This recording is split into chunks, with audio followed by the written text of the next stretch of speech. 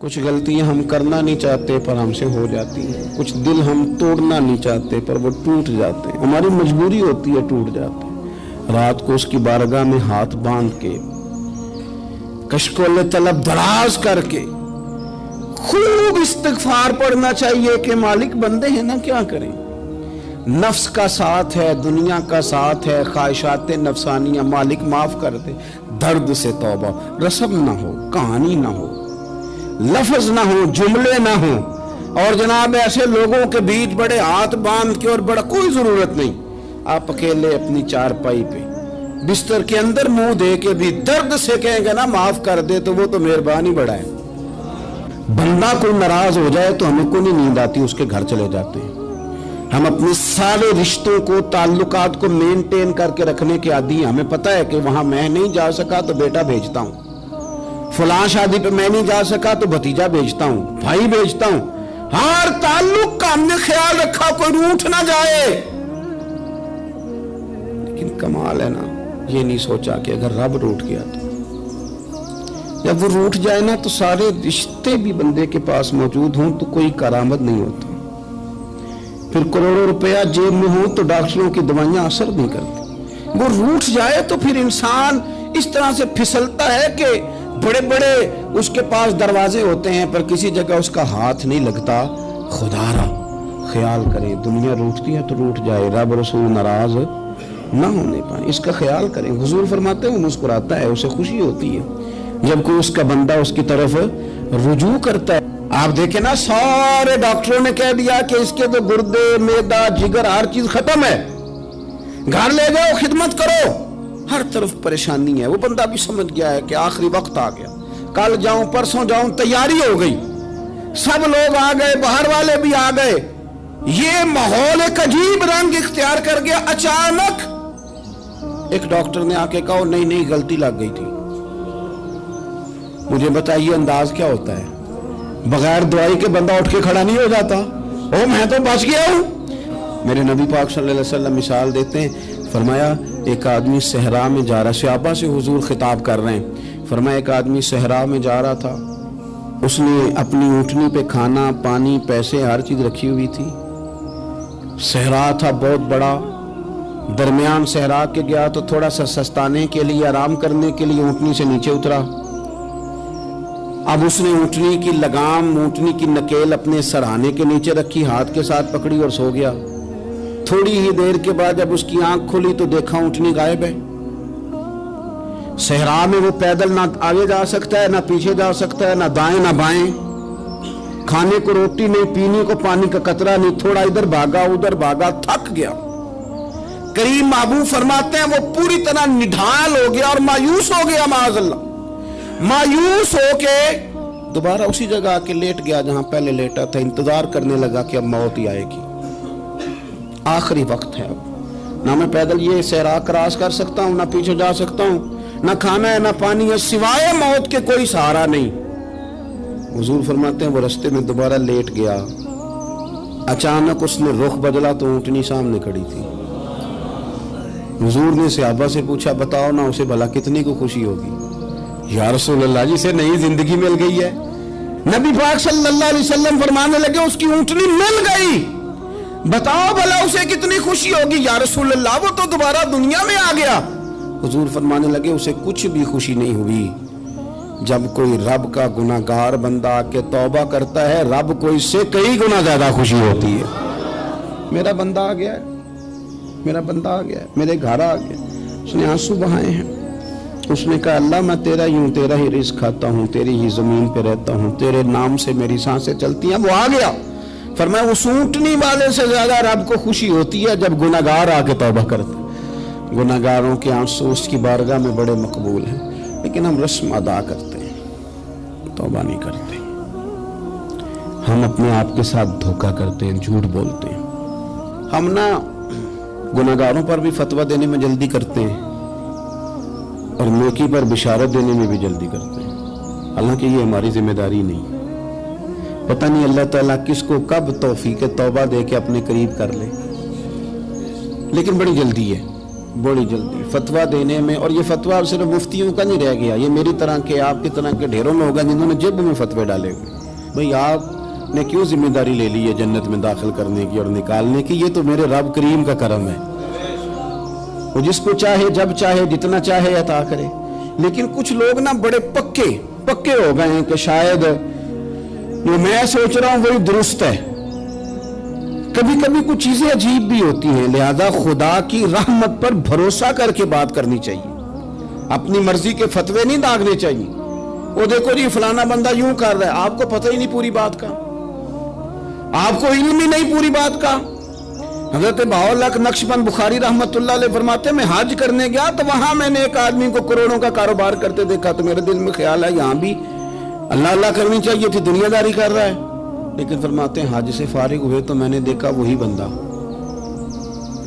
सारा कुछ रब की बारगाह में खैरात कर रहा है, और सैकड़ों गरीब हाजी हैं जिनको पूरे पूरे खर्चे दे रहा है। तो मैंने वही अपनी सोच से तौबा की कि मैं कहाँ था। बड़ी जल्दी खड़े ना हो जाएं। हजरत हसन बसरी रहमतुल्लाह ताला अलैह इरशाद फरमाते हैं कि मैं दरिया के किनारे गया तो वहां मैंने एक शख्स को देखा, वो अपनी एक खातून की गोद में सर रख के बैठा और करीब एक बोतल भी पड़ी है। मेरे दिल में माज़ अल्लाह ख्याल आया कि देखो किस अंदाज में एक औरत के साथ ये है और पास बोतल भी पड़ी है, जाने शराब है। कहते मैं सोच ही रहा था कि अचानक की कश्ती आ रही थी दरिया में, वो हिचको लेखा है, कश्ती में 4-5 लोग थे, वो दरिया में डूबने लगे। वो आदमी तेजी से उठा, दरिया में छलांग लगाई, पहले एक को निकाला, फिर दूसरा निकाला, फिर तीसरा निकाला, एक बंदा रह गया। कहने लगा हुजूर मुझे तो आपने गुनाहगार समझा है, मैं तो बड़े गलत अंदाज में यहाँ बैठा हूँ, आपने जो सोचा चलेंगे चौथा बंदा आप निकालना है, करे ना ये काम, करे ना ये काम। बड़े भोले भाले बड़े अल्लाह वाले, रियाज आपको बस हम ही जानते हैं, इतनी जल्दी फतवा। हजरत हसन बसरी फरमाते हैं मैं पशेमान हुआ, मैंने कहा मुझे तैरना नहीं आता, तो देर न कर चौथा डूब ना जाए। फिर तो उसने छलांग लगाई, चौथा भी निकाल लाया और कहने लगा हजरत आपने जल्दी की सोचने में, ये बीबी मेरी माँ है और ये सिरके की बोतल है। हम माँ बेटे का ये मशगला है कि ये वो जगह है जहाँ आके लोग मुसाफिर उतरते हैं, और यहाँ से किसी का घर 100 मील है, किसी का 200 मील है। हम सुबह सिरका खजूरें रोटियां लेके यहाँ आते हैं, मुसाफिरों की नौकरी करते हैं, कोई परेशान हो तो मदद करते हैं। हजरत ख्वाजा हसन बसरी फरमाते हैं मैंने माफी मांगी, उनसे भी मांगी, रब से भी मांगी। उन्होंने मांग ली ना, बुजुर्ग थे, पर हमको नहीं तैयार मांगने को। हम हर वक्त बदगुमानियां, वो फलाना फलाने जुर्म करता था, मैं उसे अब कैसे नेक मान लूं? भाई अब वो नमाजी है, खुदा के घर आता जाता है, अब अल्लाह की बारगाह में हाजिर होता है। जब रब ने माफ कर दिया तू भी सोच बदल जा। सुने हुजूर क्या फरमाते हैं, नबी पाक साहिब अल्लाह सल्लल्लाहु तआला अलैहि वसल्लम फरमाते हैं, मुस्नद इमाम अहमद बिन हंबल देखिए, फरमाया रब उस वक्त बड़ा ही मुस्कुराएगा जब कातिल भी जन्नत में जाएगा, मकतूल भी जन्नत में जाएगा। या रसूलल्लाह मकतूल तो गया, ये कातिल कैसे चला गया? हुजूर फरमाते हैं जाएगा, और जाएगा और रब मुस्कुराएगा जो उसकी शान के लायक है। या रसूलल्लाह किस तरह? तो नबी पाक सल्लल्लाहु अलैहि वसल्लम फरमाने लगे इसने एक मोमिन को कत्ल किया था, वो शहीद होकर जन्नत में चला गया। अब अल्लाह ने बाद में इसे तौबा की तौफीक दे दी। पहले इसने कलमा पढ़ा, फिर ये मैदान में उतरा, काफिरों से लड़ा, ये शहीद हुआ, रब ने इसे भी जन्नत दे दी। कातिल भी जन्नत में, मकतूल भी जन्नत में। और बात इतनी अनोखी है कि रब देख के मुस्कुरा रहा है जो उसकी शान के लायक है। हम जल्दी में हैं, हम इंतजार नहीं कर रहे कि शायद तौबा कर जाए, हम इंतजार नहीं कर रहे। लेकिन मेरे अजीज इतनी जल्दी न करें। सोचों का साफ होना, ज़हनों का पाक होना और लोगों के बारे में गुमान का अच्छा होना। आप किसी नफ्सियात के डॉक्टर के पास चले जाएं, उसे कहें टेंशन बढ़ी है, मैं उनके मज़ामीन पढ़ता रहता हूं, वो सबसे पहला सबक आपको ये पढ़ाएंगे कि अच्छा सोचा करें। अच्छा सोचने से बंदा तंदुरुस्त रहता है। किससे बंदा तंदुरुस्त रहता है? हाँ जी, वाकई। यानी इस वाले पड़ोसी के बारे में भी अच्छा सोचना है, घर में इस वाले के बारे में भी, छोटे भाई के बारे में भी अच्छा सोचना है, और बड़े के बारे में भी अच्छा ही सोचना है। یعنی اپنی برادری قبیلے کے بارے میں بھی اچھا سوچیں, جو قبیلے کا نہیں اس کے بارے میں بھی چلیں تھوڑا سا اچھا سوچ لیں. اپنے بارے میں تو اچھا سوچا ہے بڑا. میں کہتا ہوں کہ ہم اپنی غلطیوں سمیت اپنے آپ سے بڑا پیار کرتے ہیں, اور دوسرے کی ایک غلطی نظر آ جائے تو ہمیں گھین آنے لگ جاتی ہے. آپ جلدی نہ کریں, مالک نے موقع دیا ہے بندوں کو, نہ وہ کسی کا رزق چھین رہا ہے نہ سانسیں چھین رہا ہے, وہ اپنی زمین پہ چلنے بھی دے رہا ہے, رہنے بھی دے رہا ہے. تو جب اس نے موقع دیا ہے آپ بھی تھوڑا موقع دیں. اللہ بڑا کریم ہے, دروازے کھولے گا, اس کے بندے اس کی بارگاہ تک پہنچیں گے. بدگمانیاں اور پھر بدگمانیوں کا عروج, اور اس لیول تک جا کے بات کر دینے کا جہاں سے خوف آئے کہ یار یہ بات نہیں کرنی چاہیے. کچھ لوگوں نے نا پکا ذہن بنا لیا یہ کہنے کا کہ ہاتھ بڑا تنگ ہے. پکا آپ جس وقت پوچھ لیں ان کا ہاتھ اور بڑا ہی زیادہ تنگ ہے. آپ یقین کریں بہن کا جو خامند ہے وہ کہہ رہا ہے جا حصہ لے کے آ, تیرے بھائیوں کی کمائی تو نہیں تیرے ابا کی ہے, لے کے آ. وہ بیچاری اس کی منتیں کر رہی ہے, کہتی ہے اگر جاؤں گی نا تو وہ کہیں گے حصہ لے جا, آج کے بعد ہمارے گھر نہ آنا, میرا دروازہ نہ بند کرو, مہربانی کرو. اور بھائی سے بات کرتی ہے تو کہتا ہے ہاتھ ہی بڑا تنگ ہے, جب ٹھیک ہوگا تو دے دوں گا. نہ کریں یہ ظلم. ہمارے اپنے تڑپتے رہتے ہیں اور ہماری دولتیں اندر پڑی رہتی ہیں. ہمارے اپنی چھوٹی چھوٹی ضروریات کے لیے پریشان ہوتے ہیں, لیکن ہم بڑے بڑے بہانے ہیں ہمارے پاس. کہتے ہیں یہ نکما ہے, یہ نکھٹو ہے, یہ کام نہیں کرتا, اس میں فلانا ہے, بے فلانا ہے, بلے میں نے نہیں ساتھ چلنا. اظہار جب آپ کے اندر پیدا ہوتا ہے نا, اظہار جب کسی کے لیے آپ حساس ہوتے ہیں تو آپ کو بھی سرور حاصل ہوتا ہے. نہ کریں یہ کام کہ آپ کو اللہ نے وسعت دی اور ہر وقت آپ ہاتھ تانگ ہونے کا رونا رو رہے ہیں, ہر وقت آپ یہ کہہ رہے ہیں میں بڑی آزمائش میں ہوں, جب خدا نے آپ پہ نہیں ڈالی. تو اتنے جھوٹ بولنا صرف اس لیے کہ میرے پیسے بچ جائیں, صرف اس لیے کہانی سنانا کہ حالات میرے بڑے خراب ہیں کہ کوئی بندہ میرے سے کوئی تھوڑا بہت قرض نہ مانگ لے. سنو, نبی پاک صلی اللہ علیہ وسلم کے پاس مہمان آ گیا, بخاری مسلم ہے. حضور نے ازواج مطہرات کے گھروں میں پیغام بھیجا, کچھ چیز ہے ضیافت کے لیے. یا رسول اللہ کچھ بھی نہیں, یہ دو جہاں کے شاہ ہیں اور پاس کچھ رکھتے نہیں, دو جہاں کی نعمتیں ہیں ان کے خالی ہاتھ میں. یا رسول اللہ کوئی چیز بھی نہیں. حضور نے صحابہ کے مجمع پہ نظر ڈالی, یا رسول اللہ صلی اللہ علیہ وسلم حکم ہو. تو حضور فرمانے لگے تم میں سے کوئی بندہ ہے جو اسے گھر لے جائے روٹی کھلائے.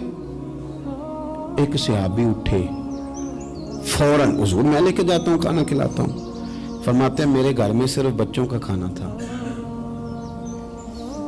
یہ نہیں کہ فریزر بھرا ہوا ہے نعمتوں سے, صرف بچوں کا کھانا. یہ نہیں کہ کسی کو دیکھ کے اپنی ہنڈیا پہ برتن دے لیا, صرف بچوں کا کھانا. کہتے ہیں گھر گیا, بیوی سے کہا کیا کیفیت ہے, کہنے لگی بچوں کی روٹی ہے. میں نے کہا بچے سلا دے,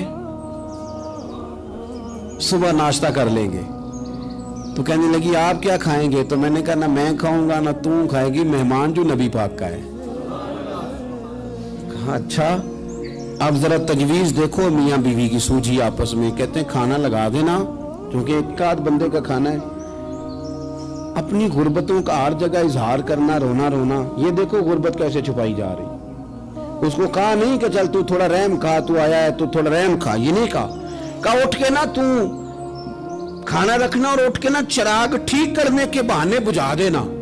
ہم دنیا والوں کے سامنے کیوں اپنے دکھ بیان کریں؟ ہم جو کہیں گے رب رسول کی بارگاہ میں کہیں گے. تو نا چراغ ٹھیک کرنے کے بہانے. اہلیہ اٹھی, کھانا دینے کے بعد چراغ ٹھیک کرنے کے بہانے بجھا دیا. خامد بھی ہاتھ چلاتے رہے, بیوی کبھی برتن رکھتی کبھی اٹھاتی, پتہ چلے کہ کھانا کھا رہے ہیں, کھانا کھایا جا رہا ہے. کہتے ہیں مہمان پیٹ بھر کے کھانا کھا گیا. یہ کام ہوا رات کے اندھیرے میں, اس وقت ہوا جب چراغ بھی بند تھا, اس وقت ہوا جب کوئی دیکھنے والا نہیں تھا, کسی پڑوسی کو بھی خبر نہیں تھی. فرماتے ہیں صبح کے اجالے میں اس مہمان کو لے کے مسجد نبوی میں نے قدم رکھا تو نبی کریم نے فرمایا رات جو تم نے کام کیا ہے نا اسے دیکھ کے میرا رب بڑا مسکرایا ہے, اللہ بڑا مسکرایا ہے. اللہ تر دامنی پہ شیخ ہماری نہ جائیے, ہم دامن نہ چھوڑ دیں تو فرشتے وضو کریں. یہ شان ہے صحابہ کی. نبی کریم علیہ السلام نے فرمایا رب رات مسکرایا تیرا یہ انداز دیکھ کے, اور اس نے قرآن نازل کیا وَيُبْصِرُونَ عَلَىٰ أَنفُسِهِمْ وَلَوْ كَانَ بِهِمْ خَصَاصَةٌ. کچھ لوگ وہ ہیں جنہیں بڑی بھی ضرورت ہو تو دوسروں پر اثار کر دیتے ہیں. कुर्बानी दे देते हैं। रब मुस्कुराया है, अंदर पैसे रखे हुए हैं, अंदर पैसे रखे हुए हैं, और बहन आके मिन्नत कर रही है कि भाई हालात बड़े ख़राब हैं, थोड़ी सी मेहरबानी कर। तो कहते हैं बहन पर्दा ही है बस, कैसे बताऊं तुझे हालात, तुझे क्या बताऊं, काम कितनी मुश्किल से चलता है, ये पर्दा ही है बस। बहरहाल अगर तूने कहा है ना 50,000 तो मैं ज़्यादा नहीं, कोई 20 को दे दूंगा तुझे, वो भी खासी नेकी करके, वो भी बता सिखा के। रात अम्मा पे लहदा से शान चढ़ाऊंगा, अब्बा पे लहदा से चढ़ाऊंगा कि तुम्हारी बेटी के साथ ताबन कर, सारे इलाके को वैसे ही बताऊंगा। और वो गरीबनी बेचारी 20,000 लेके घर गई है, तो सिफारिशें कर रही है कि मेहरबानी करो। मैंने ऐसे भी देखे हैं जो पहले बीवी को पकड़ाते हैं, तू दे, इसलिए कि फिर वजीर आजम तो डंडा निकाल लेगा, तो बड़ा मुश्किल हो जाएगा फिर घर में रहना, लिहाजा वो ये तू आगे लग। ये क्या लहजा है आपका, ये तो किसी को भी दे तो छुपा के देने का हुक्म है, किसी को भी दे तो हमें हुक्म ये है कि सीधे हाथ से देना है, उल्टे को खबर। और ये जो बिल्कुल ही अपने हैं उन पर तो पर्दा पोशी आपके लिए वैसे ही जरूरत थी। मेरे अजीज, रब मुस्कुराता है। मेरे नबी पाक अलैहिस्सलाम ने ये आमाल हमें बताए जिन पर अल्लाह मुस्कुराता है, खुश होता है। और बाज लोगों को हुजूर ने नॉमिनेट किया। हज़रत साद बिन मुआज़ रज़ी अल्लाह ताला अन्हु अजीम सहाबी थे। ये वो खूबसूरत सहाबियां जिनके जनाजे को कंधा मेरे नबी पाक ने अता फरमाया, हुजूर ने कंधा अता फरमाया। कमाल हो गई, निर्ख बाज़ारे मोहब्बत का अनोखा ही हो गया, खुद खरीदारों में शामिल आके मौला हो गया। हुजूर ने कंधा दिया। हज़रत साद बिन मुआज़ रज़ी अल्लाह ताला अन्हु का जब जनाजा उठा, उनकी वालदा रो पड़ी, बड़े दर्द से रोई, माँ थी ना।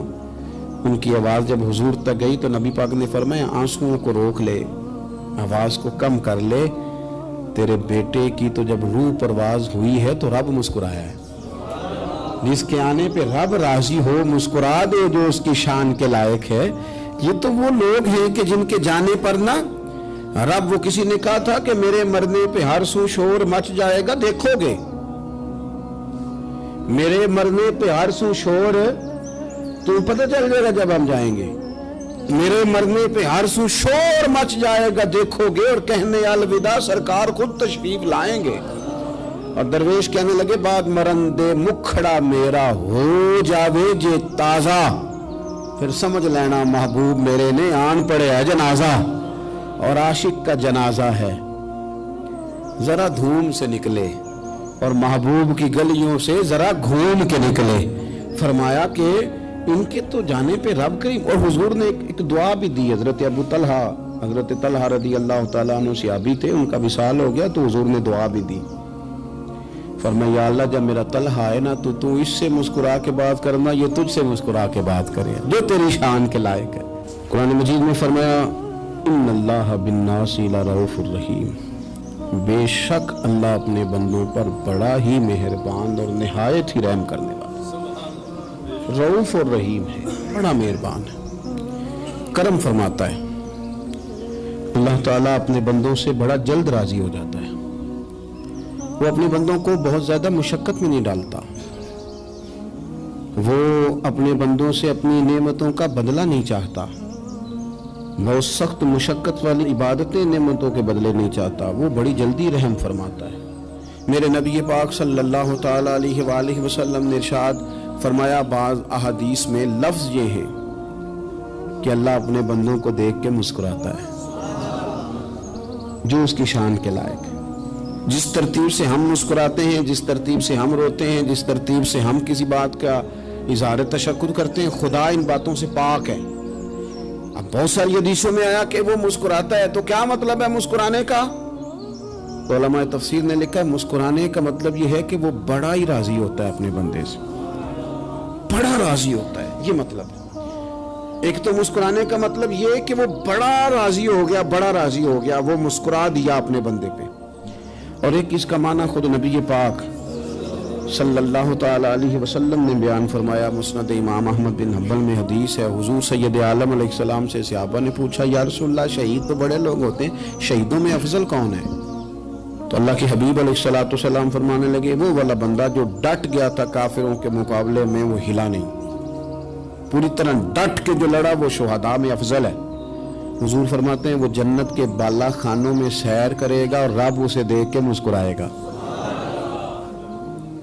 رب اسے دیکھ کے مسکرائے گا، اللہ تعالیٰ مسکراتا ہے اسے دیکھ کے۔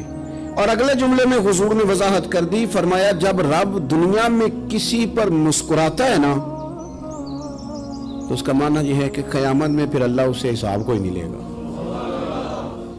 جس پر اللہ دنیا میں مسکرا دیا اس سے کوئی حساب، تو وہ کام ڈھونڈنے چاہیے نا جس سے اللہ مسکرائے۔ ویسے کبھی ہم ایسا کرتے ہیں کہ نہیں کہ کسی کو راضی کیا جائے؟ یہ کام ہم کرتے ہیں کہ ہماری کمپنی کا جو سربراہ ہے وہ ہم سے راضی رہے، جس ادارے میں ہم پڑھاتے ہیں اس ادارے کا بڑا ہم سے راضی رہے۔ یہ کرتے ہیں ہم، اس کے لیے کچھ نہ کچھ ہیلے بہانے ہم کرتے ہیں۔ برادری، قبیلہ، علاقہ، بستی، لوگ کسی طریقے سے ہمارے ساتھ مطمئن رہیں، کرتے ہیں نا یہ سارے کام۔ اس میں تھوڑی مشکل بھی ہمیں آتی ہے لیکن کرتے ہیں، کیا کریں۔ گھر میں بھی کئی دفعہ ایسا ماحول بنانا پڑتا ہے۔ چلیں ایک اور میٹھی مثال دیتے ہیں، زیادہ سمجھ میں آئے گی۔ چھوٹا بچہ خوش رہے، آپ اس کے لیے محنت نہیں کرتے؟ وہ چھوٹا ہے، اس کو خوش کرنا فرض ہے ابا پہ، لیکن وہ کہتا ہے کہ میں نے موٹر سائیکل لینا ہے۔ چھوٹا ہے، چلا ہی نہیں پائے گا، تو ابا پھر اسے راضی کرتا ہے، کہتا ہے بیٹے چھوٹا سائیکل لے لے، چل میں تجھے اڑانے والا جہاز لے دیتا ہوں۔ مقصود کیا ہے کہ اس کو ناراض نہیں کرنا، یہ روئے نہ، اس کا دل نہ ٹوٹے۔ ہو یارو سنو نا میں کیا کہہ رہا ہوں، اگر چھوٹے بچے کے لیے وہ چیزیں ڈھونڈتے ہو، میرے ابا جی نا اپنے نواسے کے لیے کھلونا لے کے آئے تو بچہ بڑا ہی کھیلا تو ابا جی کہنے لگے لو پیسے پورے ہو گئے میرے۔ بچے کو پسند بڑا ہے نا، پیسے پورے کر چھڑے نے، انہیں دیکھو نا جی کتنا اس کو راضی ہوا ہے۔ تو انسان کیا کرتا ہے کہ کوشش کرتا ہے چھوٹا بچہ بھی ناراض نہ ہو، تو وہ چیزیں وہ ڈھونڈتا ہے کہ اس کو کیا پسند ہے، چاکلیٹ لے جاؤں، فلاں چیز لے جاؤں، آئس کریم لے جاؤں۔ تو ایک بچے کے لیے، گھر کے لیے، سربراہ کے لیے اتنی محنت کرتے ہو، تو وہ کام بھی ہمیں ڈھونڈ کے تلاش کرنے چاہیے نا جس سے رب راضی ہوتا ہے، اللہ راضی ہوتا ہے۔ بتاؤں وہ کون کون سے کام ہیں؟ نبی کریم صلی اللہ تعالی علیہ وسلم نے ارشاد فرمایا 3 لوگ ہیں جنہیں دیکھ کے رب مسکراتا ہے۔ یا رسول اللہ صلی اللہ علیہ وسلم وہ کون کون سے؟ تو محبوب فرمانے لگے ایک وہ بندہ ساری مخلوق سوئی ہے، آدھی رات ہے، رات کا پچھلا پہر ہے، اس نے اٹھ کے وضو کر لیا، مصلی پہ کھڑا ہو گیا خدا کی یاد میں، فرمایا اسے دیکھ کے رب مسکراتا ہے جو اس کی شان کے لائق ہے۔ مسکراتا ہے اللہ۔ یہ تو سونے کا ٹائم تھا، یہ تو گہری نیند آنے کا وقت تھا، رات کا پچھلا پہر۔ رات پوے تے بے درداں نو نیند پیاری آوے، تے درد منداں نو یاد سجن دی ستیاں وی آن جگاوے۔ اور ساون کی کالی راتوں میں جب بوندا باندی ہوتی ہے، وہ راتوں کو اٹھ اٹھ روتے ہیں جب خلقت ساری سوتی ہے۔ اللہ مسکراتا ہے۔ اور سننا میرے بھائی، میرے نبی پاک صلی اللہ تعالی علیہ وسلم فرماتے ہیں جب مسلمان نماز کے لیے صفیں بناتے ہیں نا، ترتیب لگ رہی ہوتی ہے، اب اللہ کی بارگاہ میں کھڑے ہوں گے، قیام کریں گے، رکوع کریں گے، سجود کریں گے، فرمایا جب مومن صفیں بناتے ہیں تو رب دیکھ کے مسکراتا ہے، مسکراتا ہے۔ کمال ہو گئے عروج بندگی کا، جو بندے کو دیکھ کے رب مسکرائے۔ خدا بندے سے خود پوچھے بتا تیری رضا کیا ہے، مسکراتا ہے۔ اور میرے نبی پاک علیہ السلام فرماتے ہیں جب مجاہد جہاد کے لیے صفیں سیدھی کرتے ہیں، آج تو یہ رب کے نام پہ مرنے ہی آ گئے، یہ صفوں میں کھڑے ہوں گے، ترتیب سے لڑیں گے، ترتیب سے گلا کاٹیں گے کافروں کا یا شہادت لیں گے۔ فرمایا جب جہاد کے لوگ صفیں بناتے ہیں تو رب انہیں دیکھ کے مسکراتا ہے۔ کتنے نصیبوں والا وہ بندہ ہے جسے دیکھ کے مسکرا دیا۔ اور یار کبھی تیرا بیٹا تیرے سامنے مسکرائے نا چھوٹا، تو تیرا دل باغ باغ ہو جاتا ہے۔ تیری ماں بیمار کسی ایک دن صحیح طرح ہنس پڑے تو طبیعت خوش ہو جاتی۔ مجھے بتاؤ نا جس کا رب بھی اسے دیکھ کے ہنس پڑے، جو اس کی شان کے لائق ہے، کیا اس بندے کے نصیبیں ہیں، کیا اس کے مقدر ہیں۔ آپ اس مقام پر اپنے آپ کو لائیں۔ اب دیکھیں نا یہ حدیث آپ نے سن لی، اب ہم نے نا اس طرح صفحے نہیں بنانے جس طرح ساری دنیا، اب ذرا صفحے بھی شوق سے بنائیں گے، آپ ذرا تھوڑا سا شوق پیدا کریں گے، بھئی یہ تو میں وہ کام کرنے لگا ہوں جسے دیکھ کے رب مسکراتا ہے۔ نبی پاک صلی اللہ علیہ وسلم نے فرمایا جب کوئی بندہ توبہ کرتا ہے نا، ہم توبہ کا رٹا لگاتے ہیں، یا اللہ میری توبہ، یا اللہ۔ اور توبہ کا تو مطلب یہ ہے کہ پچھلے گناہوں سے پکی توبہ، آج کے بعد یہ غلطی نہ کرنے کا پکا وعدہ۔ انہیں ساری شب برات رو کے گزاری ہے. بتا سویرے جھوٹ جوڑنے کا ارادہ ہے تیرا؟ آج کے بعد رشوت تو نہیں نہ لے گا, ملاوٹ تو نہیں نہ کرے گا, یہ توبہ ہے. اور اگر سارے کام اسی طرح کرنے تو پھر یہ توبہ کا رٹا ہے, جتنا مرضی لگاؤ. حضرت علی بن ربیعہ رضی اللہ تعالیٰ عنہ فرماتے میں مولا علی کے ساتھ تھا, مقام حرہ کی طرف جا رہے تھے, حضرت علی نے ہاتھ اٹھا کے دعا مانگی ہماری تعلیم کے لیے. ورنہ حضرت علی ہم صحابہ کو محفوظ عن الخطا تو مانتے ہیں نا. ہاتھ اٹھا کے کہا اے اللہ ہمارے گناہ بخش دے, تیرے علاوہ کوئی معاف کرنے والا نہیں. اور پھر حضرت علی آسمان کی طرف دیکھا اور دیکھ کے نا حضرت علی بن ربیعہ کو تو مسکرائے. حضرت علی بن ربیعہ کہنے لگے حضور مسکرائے کیوں ہو؟ فرمانے لگے ایک دن میں حضور کے ساتھ اسی طرح آیا تھا, اسی طرح حضور نے دعا فرمائی تھی ہماری تعلیم کے لیے, اور پھر حضور مجھے دیکھ کے مسکرائے تھے اور فرمایا جب کوئی بندہ رب کی بارگاہ میں اس طرح استغفار کرتا ہے تو رب مسکراتا ہے, اور مسکرا کے فرماتا دیکھ لو میرے بندوں کو پتا ہے کہ میرے علاوہ معاف کرنے والا کوئی نہیں. انہیں پتا ہے, تم اس کی بارگاہ میں رجوع تو لاؤ, آؤ تو صحیح دعا سو لے کر. اقبال کہتے ہیں کہ اسیر دشمن کی چاہ میں بھی, مخالفوں کی نگاہ میں بھی, امی ہے صادق ہے معتبر ہے, میرا پیغمبر عظیم تر ہے. نبی پاک صلی اللہ علیہ وسلم تشریف لائے, انہوں نے کہا جی آپ جو فیصلہ بھی کریں قبول ہے. آپ بتا دیں کون سا قبیلہ حجر اسود اٹھا کے باقی خانہ کعبہ کی تعمیر مکمل ہوگی, حجر اسود کون سا قبیلہ لگائے, پہلے طے کر لیا تھا جو حضور فیصلہ کریں گے سب کو قبول ہوگا. اب اگر حضور ایک کے حق میں فیصلہ کر دیتے تو تیار تھے نا باقی قبول کر دیں. اب وہ سارے قبیلے نظریں حضور پہ لگائیں, نتیجہ نکلنا ہے. یہ سمجھ لیں پاس فیل کا نہیں, فرسٹ سیکنڈ کا نتیجہ ہے.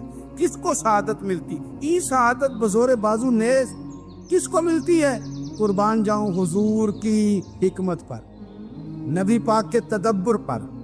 اب ایک کو بھی اگر حضور کہتے تو لگا دے تو باقی وعدہ کر چکے تھے مانیں گے, پر یاد پریشانی تو ہوتی ہے نا کہ ہم سیکنڈ آ گئے, تھرڈ آ گئے. اب یہ سب چاہ رہے تھے سعادت لینا, تو رسول پاک نے نا چادر بچھائی, حجر اسود اٹھا کے رکھا, فرمایا لڑو نا, سارے یہ ایک ایک کونے سے چادر پکڑ لو. قربان جائیں سب نے اٹھا لیا, اور اٹھا کے جگہ لے آئے جہاں نصب کرنا تھا. حضور نے اپنے دست مبارک سے پکڑا, وہاں لگا دیا. اب کوئی سب سے پوچھتا نا کس نے لگایا ہے تو سب یہی سمجھتے تھے ہم نہیں لگایا ہے, اور آخری فیصلہ یہ تھا ہم سب نہیں لگایا ہے. یہ حکمت ہے رسول پاک کی. تیرے آگے ہے یوں دبے لچے فصحا عرب کے بڑے بڑے, کوئی جان منہ میں زبان نہیں بلکہ جسم میں جان نہیں. نبی پاک علیہ السلام نے فرمایا جو نماز تم اپنے گھر کے اندر پڑھو گے ایک نماز کا اللہ تمہیں ثواب دے گا, جماعت کے ساتھ پڑھو گے تو 27 نمازوں کا ثواب. لیکن فرمایا وہی نماز اگر تم میری مسجد نبوی میں آ کے پڑھو گے تو اللہ 50,000 نمازوں کا ثواب عطا کرے گا, 50,000 نمازوں کا. اور مدینے والے حبیب فرمانے لگے وہی نماز اگر تم نے بیت اللہ میں آ کے پڑھی تو نماز ایک ہوگی, لیکن رب تمہیں 1,00,000 نماز کا ثواب عطا فرمائے. اب یہ فضیلت حضور نے بیان کی, فضیلت دیکھیں. اللہ تعالیٰ کی رحمتیں ہر جگہ برستی, یہاں کب برسیں گی ہمیں کوئی پتہ نہیں. تقریر کے وقت, خطبے کے وقت, نماز کے وقت, دعا کب برسیں گی نہیں پتہ. لیکن خانہ کعبہ کا جو معاملہ ہے اور وہاں جو رحمت کا معاملہ ہے, ملا رومی فرماتے ہیں کہ خدا کی رحمت اگر تجھے اتنی مل جائے نا قطرے کے برابر بھی, تو سمجھ لے تیری دنیا بھی بن گئی اور تیری آخرت بھی بن گئی. اب میرے نبی پاک علیہ السلام کی حدیث سنے, حضور فرماتے ہیں روزانہ بیت اللہ شریف پر اللہ کی 120 رحمتوں کا نزول ہوتا ہے. یا رسول اللہ کس وقت ہوتا ہے؟ فجر کے وقت, ظہر کے وقت, عصر کے وقت, طواف کے وقت, نماز کے وقت. کب؟ تو حضور نے طے کر کے بتایا. فرمایا 120 رحمتیں اللہ خانہ کعبہ پہ نازل فرماتے ہیں. یا رسول اللہ کب؟ فرمایا 60 رحمتیں تو ان پہ برستی ہیں جو بیت اللہ کا طواف کرتے, اور فرمایا 40 رحمتیں اس پر برستی ہیں جو حرم شریف میں نماز پڑھتا ہے. اور حضور فرماتے ہیں کچھ بھی نہ کرے, بس بیٹھ کے کعبے کی زیارت ہی کرتا رہے, 20 رحمتیں تو اللہ اسے بھی عطا فرما دے.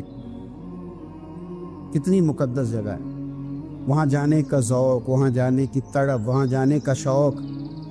ان لوگوں سے تھوڑا سا شکوہ ہے جو کہتے ہیں جی میں نے جی بڑی راج راج کے زیارت کر لیا، بس راج گئے، ختم ہو گئی بات۔ سنو، نبی پاک علیہ السلام نے 53 سال حیات ظاہرہ کے وہاں گزارے، 53 سال، لیکن جناب صدیق اکبر رضی اللہ تعالیٰ عنہ فرماتے ہیں قربان جاؤں، جس رات میرے کریم محبوب علیہ السلام ہجرت کی رات مکہ مکرمہ سے نکل رہے تھے تو حضور پلٹ پلٹ کے بیت اللہ کو دیکھتے، حضور پلٹ پلٹ کے دیکھتے تھے، اور پھر میرے محبوب کریم علیہ السلام نے پلٹ کے کعبے کی طرف دیکھ کے فرمایا بیت اللہ تو مجھے بڑا ہی پیارا ہے، تو مجھے بڑا ہی پیارا ہے، اے شہر مکہ تو مجھے بڑا ہی پیارا ہے۔ فرمایا اگر میری قوم مجھے پریشان نہ کرتی میں تجھے کبھی چھوڑ کے نہ جاتا۔ 53 سال رہنے کے باوجود بھی حضور کا بیت اللہ سے پیار، نبی پاک کی اس شہر کے ساتھ وابستگی، وہ دلچسپی، وہ ذوق، وہ شوق، وہ کیفیات کیوں مان پڑتے جا رہے ہیں ہمارے جذبے؟ ہمارے سیاست کی باتیں روز ہونے لگی ہیں، بحثوں کی باتیں روز ہوتی، لیکن اپنا عشق مضبوط کرنے کی بات، آپ یقین کریں یہ جو عشق ہوتا ہے یہ بندے کو آزاد کر دیتا ہے، یہ بندے کو عشق آزاد کر دیتا ہے۔ اعلیٰ حضرت فرماتے ہیں اے عشق تیرے صدقے جلنے سے چھٹے سستے، جو آگ بجھا دے گی وہ آگ لگائی ہے۔ اور علامہ اقبال کہنے لگے اقبال سمجھاتے ہیں، وہ کہتے ہیں بجھی عشق کی آگ اندھیر ہے، اب مسلمان نہیں اب خاک کا ڈھیر ہے۔ کہتے ہیں بغیر عشق کے نا کوئی کام بھی، نماز بھی بغیر عشق کے پڑھی جاتی ہے تو کوئی مزہ ہی نہیں دیتی، بندے کہتے ہیں دل ہی نہیں لگتا، پیری مریدی ہے بغیر عشق کے ایسی رسم ہی ہے، ٹھیک ہے گزارا چل رہا ہے، قرآن شریف کی تلاوت ہے تو بغیر عشق کے کیسے کیفیات چلیں گی؟ اللہ رسول کے ساتھ پیار ہے تو کوئی دلچسپی نہیں، کوئی شوق نہیں، کوئی کیفیت۔ آپ یقین کریں کچھ بندوں پہ بندے کو تڑپ آ جاتی ہے، شوق آ جاتا ہے، یار یہ اس کو کیسے نکال لیں، یہ کس طرح کا پیار کرتے ہیں، آ کے بیٹھا رہتا ہے، چپ کر کے بیٹھا رہتا ہے، کہتا ہے جی کوئی کام نہیں بس 10 منٹ ملنا ہے، بندے کو اس بندے پر ویسے ہی پیار آ جاتا ہے۔ کچھ ایسے سنگی ہوتے ہیں جو آستانوں پہ 10 چکر لگا کے آتے ہیں، شکوہ نہیں کرتے کہ میں 100 دفعہ بھی آیا ہوں فلانے حضرت ملے نہیں، وہ وارفتگی ہے، وہ شوق ہے ہمارا۔